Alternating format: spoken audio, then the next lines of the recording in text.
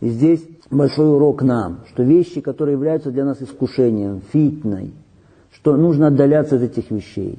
И это касается всяких сомнительных книг, всяких сомнительных брошюр, всяких сомнительных сайтов и прочего.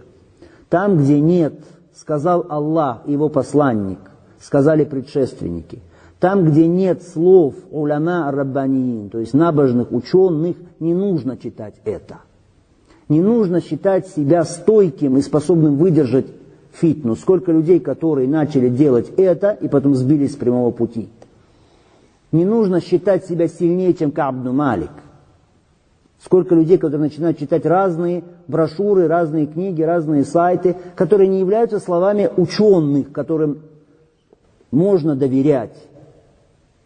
Словами каких-то писателей, каких-то эмоциональных людей, каких-то красноречивых людей.